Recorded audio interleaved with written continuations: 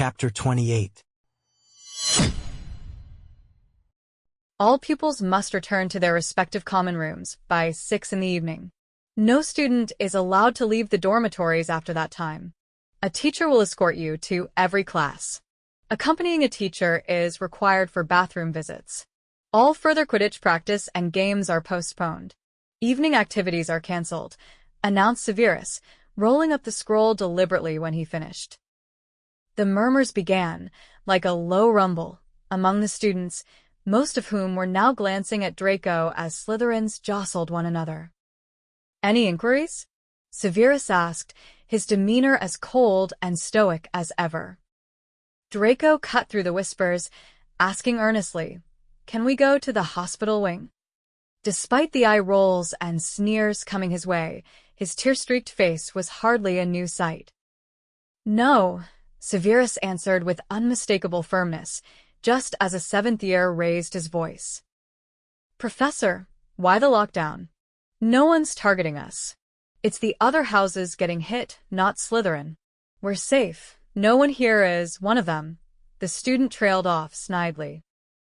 "Do not insult others," Draco shouted before realizing, and suddenly, a seventh-year student pointed his wand at Draco's throat. Severus intervened swiftly, lowering the wand. "That's enough from both of you," he insisted. Though the seventh year was visibly upset at not seeing Draco reprimanded, his cautious, retreating glance at Draco told Draco he'd won a small personal victory. Draco turned to his fellow second years and said, "Anyone who bothers me again will find themselves tongueless, not to mention that I'm rather good with cutting spells, but not very gentle." The air turned heavy with silence until Theo scribbled in his notebook, asking, "Was Granger attacked?" "Yes," Draco said, using every ounce of control to hold it together as he dropped onto his bed. "You aren't the heir, are you?" Blaise asked, a hint of letdown in his voice, though he chuckled at Draco's grimace as he sat with him. "Oh, come on, Draco. Don't hex me for saying you told us so." Blocking any visitors to the hospital wing was indeed true. Madame Pomfrey sent him away, and Draco forced himself to walk away, grappling with whether casting the imperious curse within Hogwarts would surely lead to capture. Moreover, he wondered if he could even trust his wand. Distrust clung to him after the botched tracking charm. Though he relied on it, it was never quite his originally. His understanding of tracking charms deepened.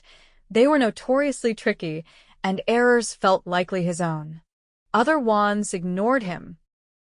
Hogwarts turned into a herd waiting for the inevitable. Students no longer veered out of Draco's path in the corridors, and instead of fearful looks in the Great Hall, he noticed eyes on him that read concern, pity, even. Draco spared no curses for those looks. They were pointless. Yet solace came, finding acceptance again from Ron and Potter, who recounted the shocking scene they'd witnessed under the invisibility cloak near Hagrid's hut. Despite his father's actions in arresting Hagrid and expelling Dumbledore, they didn't hold Draco at fault but were deeply embarrassed for suspecting him. "We should have trusted you," Ron repeated guilt-ridden, followed by, "Sorry for doubting you," and, "Even if you can't forgive us, join us for Hermione." "You shouldn't hold out for that," Draco replied dryly, "but for Hermione's sake, I'll help with the chamber." "A brain is needed since she's not here," he added, receiving no frustration, just humble smiles. They didn't mention his earlier breakdown in the hospital wing. Losing the girl pulling them together swiftly repaired their rift. Draco's desperation to assure her safety could have led him back to any allegiance. Unspoken apologies lingered among them, just as another letter of remorse from Potter did in Draco's growing collection.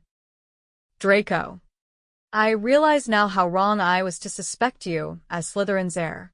Listening to you may have prevented what's happened to Hermione. That's on Ron and I, mostly on me. My belief was stronger than his, so blame me if anyone. I understand now why you're reluctant to call me a friend. I haven't earned it. If friendship is impossible now, I'll accept it. Doubting you after your sacrifices, like risking everything for Ron, was unjust. I see my grave error, given your family's views. I never intended for you to choose us over your family. Being alone is unbearable, especially knowing you protected Hermione solo while we wrongly suspected harm. I'm unsure why I clung to the idea of your guilt. It's clear now I was wrong. Around you, I feel unstable, uncertain, as if my judgment vanishes. I constantly find myself uncertain about my feelings for you. I apologize for my foolish behavior around you all the time. While everyone sees me as some heroic figure because I survived when I shouldn't have, you're the one person whose opinion truly matters to me. Yet, I find it impossible to make a lasting impression on you. I always end up bungling things around you, questioning you as a reflection of my own self-doubt. I just can't seem to sort it all out in my mind. The truth is, I find you incredibly intimidating in every aspect. Although that's no justification, I hope you can understand. You're remarkable, and even if we might not ever end up as friends, I do wish we can at least collaborate until all this with the heir of Slytherin is resolved, for Hermione's sake. With sincerity, Harry Potter. Conversations began to flow more openly between them, as Harry shared Dumbledore's final message and sought Draco's interpretation. I will only truly have left this school when none here remain loyal to me, Harry recited. To Draco, it sounded, with a hint of sarcasm, like an anthem for Dumbledore's army. Help will always be provided at Hogwarts to those who seek it. What's your take on that? I'm not sure, Draco admitted. Maybe he wants you two to act on his behalf now that he's gone? Or perhaps there's someone else here who supports him and will assist you. Briefly, Draco mused if it could be Severus, given his secret allegiance, but Draco seriously doubted that was the conclusion drawn. If only he had befriended the Gryffindors from the start, rather than making lousy jokes about Hermione's petrification to Vincent and Greg, his current utility would have been far greater. Fortunately, Hagrid was direct and had apparently advised the Gryffindors to trail the spiders. Considering Ron's greatest fear in third year had been a giant spider, it wasn't an appealing prospect for him. However, Ron embraced the task tenaciously enough. Perhaps Ron's fear of spiders was foreshadowing something they were about to uncover. Draco contemplated attempting the tracking charm again, as he had nothing left to lose at this point. Yet, neither he nor Harry or Ron during their brief interactions had seen any sign of spiders. Isn't that suspicious by itself? Draco whispered. Did Dumbledore's absence start a trend of clandestine spider parties? Regrettably, Ron and Harry had to depart with their Gryffindor peers, while Draco joined his Slytherin comrades. For a few odd moments, Draco found himself wishing he'd asked to be sorted into Gryffindor when he had the chance. Now that Ron and Harry actually wanted to meet, it was exceedingly difficult to find the opportunity. Conversations about the Chamber of Secrets and aiding Hermione were restricted, and anything more intense or personal was nearly impossible. Their communication was largely through notes, as they were under orders to move about in house-specific groups.